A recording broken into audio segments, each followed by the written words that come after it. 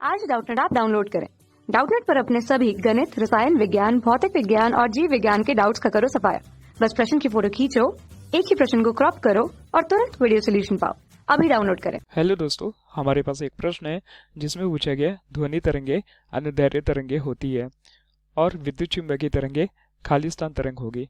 तो जो विद्युत चुम्बकीय तरंगे होती है वह अनुप्रस्थ तरंग होती है। तो आइए हम अनुदैर्घ्य तरंग और अनुप्रस्थ तरंग में किस प्रकार का अलग अलग गुण पाया जाता है इसकी थोड़ी जानकारी लेते हैं। तो इन दो चित्रों में, पहले चित्र में अनुप्रस्थ तरंग के कण की कला को दर्शाया गया है और दूसरे चित्र में अनुदैर्घ्य तरंग के कण की कला को दर्शाया गया है।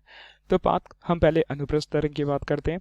तो अनुप्रस्थ तरंग एक ऐसी तरंग होती है जिसे एक स्थान से दूसरे स्थान में जाने के लिए माध्यम की आवश्यकता नहीं पड़ती। अर्थात अनुप्रस्थ तरंग के जो कण होते हैं, जैसे कि मान लीजिए यह कोई माध्यम है और माध्यम में उपस्थित यह कण है, तो हमें कण की स्थिति किस प्रकार दिखाई दे रही है? हमें कण की स्थिति तरंग संचरण की दिशा के लंबवत दिखाई देती है। अगर हम इसे त्रिविमीय चित्र के अनुसार देखें तो हमें अनुप्रस्थ तरंग में विद्युत क्षेत्र भी मिलता है, चुंबकीय क्षेत्र भी मिलता है और तरंग संचरण की दिशा भी प्राप्त होती है। यानी कि विद्युत क्षेत्र जिसे हमने ई से प्रदर्शित किया है, चुंबकीय क्षेत्र जिसे हमने एम से प्रदर्शित किया और तरंग संचरण की दिशा जिसे हमने वी से प्रदर्शित किया है। तो यह तीनों क्षेत्र आपस में एक दूसरे के लंबवत होते हैं। अर्थात इन तरंग के संचरण के लिए किसी प्रकार की माध्यम की आवश्यकता नहीं पड़ती। तो प्रश्न के अनुसार अब हम देखते हैं कि अनुदैर्घ्य तरंग होती क्या है। तो इस चित्र में अनुदैर्घ्य तरंग के कण की कला को दर्शाया गया है। तो अनुदैर्घ्य तरंग एक ऐसी तरंग होती है जिसे एक स्थान से दूसरे स्थान में जाने के लिए माध्यम की आवश्यकता पड़ती है। अर्थात जिसके कण, मान लीजिए माध्यम में उपस्थित कोई कण है, इनकी दिशा हमें कैसे दिखाई दे रही है? तरंग संचरण की दिशा के समांतर। जबकि अनुप्रस्थ तरंग में कैसे दिखाई दे रही है? तरंग संचरण की दिशा के लंबवत।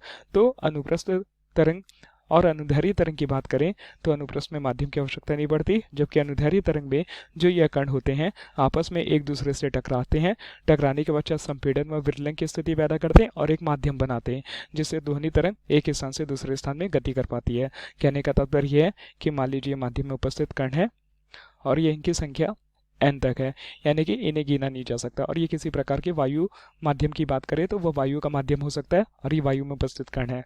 तो यह कण जब किसी स्रोत से ऊर्जा प्राप्त करेंगे, यानी कि मान लीजिए ध्वनि स्रोत से ऊर्जा प्राप्त करें, तो ऊर्जा प्राप्त करने के पश्चात जो यह वाला कण है दूसरे कण से आपस में टकराएगा और कंपन होगा।